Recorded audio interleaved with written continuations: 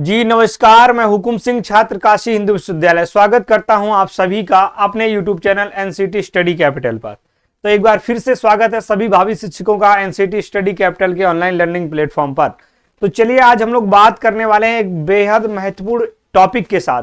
वो आपका टॉपिक है कि आपका क्या सर टीचिंग एप्टीट्यूड का सिलेबस क्या रहता है, कहाँ से शुरुआत करें, क्या इसका सिलेबस फ्रिक्वेंटली चेंज होता रहता है या नहीं होता रहता है। इन सारी बातों पे वन बाई वन हम बात करेंगे। और अगर आप इस चैनल पर नए हैं तो चैनल को सब्सक्राइब कर लीजिए, बेल आइकन प्रेस कर लीजिए, ताकि आने वाली कोई भी अपडेट आपके पास सही और समय से आपके पास पहुंचे। तो मुझे उम्मीद है कि आपने अभी तक इस चैनल को सब्सक्राइब कर लिया होगा, बेल आइकन प्रेस कर लिया होगा। क्यों? क्योंकि आपके साथ मैं रहने वाला हूं ट्यून हर एक अपडेट के साथ। तो अगर आप भी मेरे साथ अपडेट के साथ एकदम ट्यून रहना चाहते हैं कि सर जैसा ही कोई इन्फॉर्मेशन आए तुरंत हम आपके पास आ जाएं और हमको तुरंत वो इन्फॉर्मेशन मिल जाए और वो गाइडेंस मिले जहां पर हम लोग बेहतरीन तैयारी की तरफ मूव कर सके। तो चलिए आज मैं बात करने वाला हूं आपके क्या टीचिंग एप्टीट्यूड का क्या क्या सिलेबस रहता है और टीचिंग एप्टीट्यूड कैसे पढ़ें, क्या पढ़ें, वो मैं बहुत बेहतरीन तरीके से आपको बताऊंगा। इन सब बताने से पहले देखिए कि आपका टीचिंग एप्टीट्यूड का वेटेज क्या रहता है। सबसे पहले तो हमको ये जानना रहता है कि कितना क्वेश्चन आता है। तो देखिए आपको लैंग्वेज, आपको पता है 2 लैंग्वेज सिलेक्ट करनी होती है। बाकी major minor all about NCT BEd के बारे में मैं इसी चैनल में मैंने आपको वीडियो बना करके गाइड कर दिया, अपडेट कर दिया।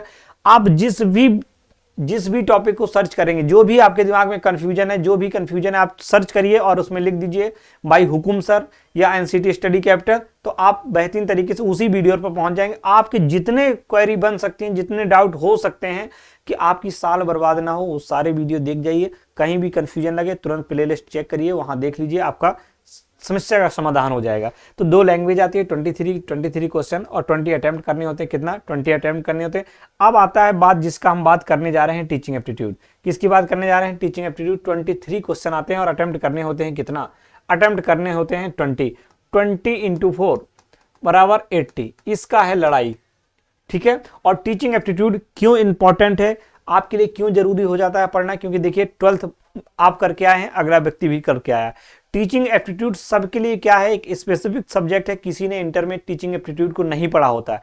डोमेन आपने पढ़ा होता है, आपने लैंग्वेज पढ़ा होता है, आप जनरल टेस्ट पढ़ सकते हैं, जो सब पढ़ते हैं। लेकिन लड़ाई किसकी है? जो यहां पर अच्छा करता है उसी का बेहतरीन कॉलेज में सिलेक्शन होता है। वही बेहतरीन कॉलेज में क्या करता है? एडमिशन पाता है। क्योंकि ये डोमेन 1, डोमेन 2, डोमेन 3 ये आपने इंटर में पढ़ा होगा। आप आर्ट्स वाले हैं तो आर्ट्स के सब्जेक्ट पढ़े होंगे, साइंस वालों ने साइंस के सब्जेक्ट पढ़े होंगे।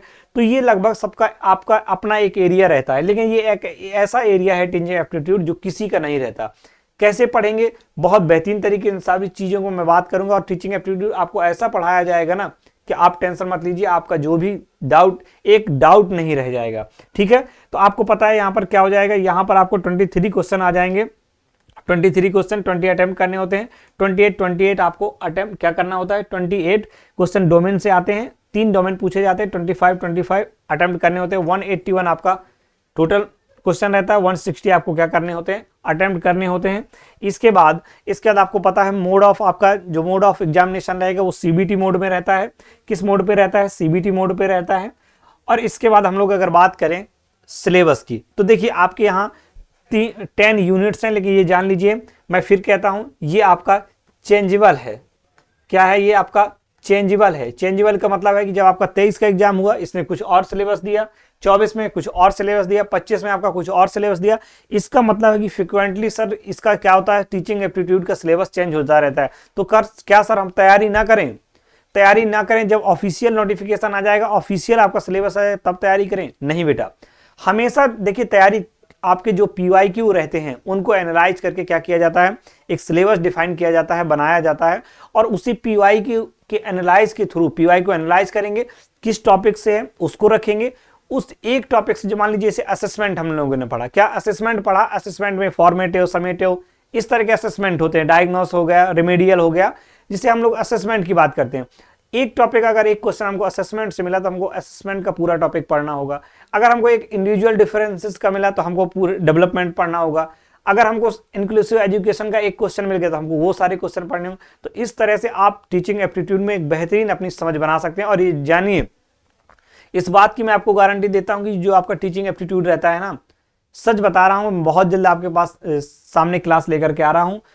ऐसी क्लास दूंगा, ऐसे आपको टीचिंग एप्टीट्यूड पढ़ाऊंगा कि आपने आज तक नहीं पढ़ा होगा। और मैं क्यों कहता हूं इस दावे के साथ कि मैं आपको टीचिंग एप्टीट्यूड इतना बढ़िया से पढ़ा दूंगा, मैं क्यों कहता हूं कि टीचिंग एप्टीट्यूड बढ़िया से करा दूंगा? देखिए, मैं आपको, आप सोचेंगे सर भौकाल बना रहे हैं।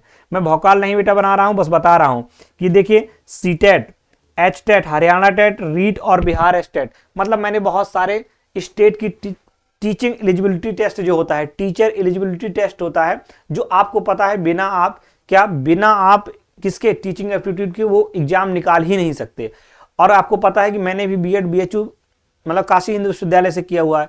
तो आप जिस तरह से आपका आरआई रहता है उसी तरह से ठीक उसी थोड़ा सा डिफरेंस रहता है, लेकिन आप ये भी इंडिया का सबसे अच्छी यूनिवर्सिटी जहां से आपको बीएड करने का मौका मिलता है, बीएचयू भी, ठीक है, लेकिन आपके एनसीटी में नहीं है।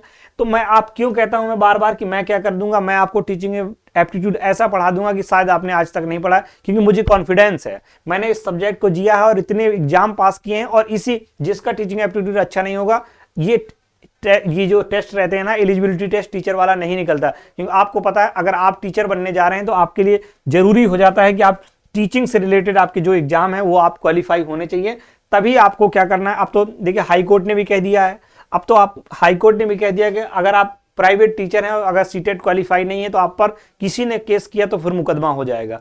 तो अब जान लीजिए, तो मैंने कई स्टेट के परीक्षाएं पास की हैं वो टीचिंग एप्टीट्यूड की दम पर। तो आपको टीचिंग एप्टीट्यूड ऐसा पढ़ाऊंगा, गारंटी है। ये देखिए थोड़ा सा इसको हम मान करके क्या करेंगे, इसको मान करके हमको अभी पढ़ना है, बाकी जब तक आपका नहीं आ जाता ऑफिशियल सिलेबस, आ ही जाएगा आपके जनवरी या फरवरी तक, तो उसको देख लेते हैं। लेकिन हमको ऐसा नहीं करना है कि बिल्कुल इसको छोड़ देना है। तो क्या क्या देखिए, अवेयरनेस ऑफ एजुकेशन सिस्टम, हमारे एजुकेशन सिस्टम की जागरूकता, एजुकेशन सिस्टम के प्रति जागरूकता क्या हो, हमारा इन्वायरमेंट कैसा हो, इंफ्रा हमारा कैसा हो, हमारा इंक्लूसिव एजुकेशन को फॉलो कर रहा है कि नहीं कर रहा है, ये सारी चीजें हम लोग बात करते हैं एजुकेशन सिस्टम में। और diversity in learners, individual difference होते हैं, अलग अलग तबके से विद्यार्थी आते हैं, उनमें हम लोगों को क्या लर्नर्स की उनकी क्या रिक्वायर्ड है, उनमें क्या डिफिशियंसी है, क्या उनमें ऐसी दिक्कतें आ रही हैं, क्या उनके ऐसे फैक्टर्स जो हैं वो अफेक्ट कर रहे हैं टीचिंग को, ये सारे इसमें पढ़ते हैं। टीचिंग लर्निंग प्रोसेस ऐसा नहीं मैं यहाँ से पढ़ा रहा हूँ, ये क्या है, आप इसमें टीचिंग लर्निंग प्रोसेस क्या होती है, इसमें कौन कौन से कंपोनेंट होते हैं, इस पर हम बात करेंगे। असेसमेंट, ये सारे टीचिंग बेटा, इसलिए तो मैं कहता हूं कि अगर आपने बीएड कर लिया और अच्छे से टीचिंग एप्टीट्यूड पढ़ लिया, दुनिया के किसी भी एग्जाम में बैठ जाइए, टीचर वाला आप ऐसे ही निकाल देंगे, आप ऐसे ही निकाल देंगे। देखिए कितना बेहतरीन सिलेबस आपको 12th के बाद पढ़ने को मिल रहा है, 12th के बाद कितना बढ़िया सिलेबस आपको पढ़ने को मिल रहा है। और इसके बाद आप जब बेस्ट यूनिवर्सिटी में जाएंगे, वहां आप बीएड का प्रशिक्षण करेंगे, वहां ट्रेनिंग करेंगे, आप एक बेहतरीन शिक्षक के रूप पर निकल करके बाहर आएंगे। तो आपके अंदर वो खुद इतनी बेहतरीन स्किल डेवलप कर देंगे, ये आपको पहले से पढ़ करके जाना है, जो बचेगा आपकी यूनिवर्सिटी करा देगी। तो आप देश के शिक्षा व्यवस्था में एक बेहतरीन कंट्रीब्यूशन आप दे पाएंगे, एक बेहतरीन शिक्षक बन पाएंगे। क्लासरूम मैनेजमेंट, आपको क्लासरूम कैसे मैनेजमेंट करनी है। Role and responsibility of teacher, teacher की रिस्पॉन्सिबिलिटी क्या है बच्चे के प्रति। अवेयरनेस ऑफ एजुकेशनल इनिशिएटिव, इसमें क्या क्या हम इनिशिएटिव ले सकते हैं, क्या बेहतर कर सकते हैं। सब्जेक्ट नॉलेज, भैया टीचर के लिए सब्जेक्ट नॉलेज तो होना जरूरी है।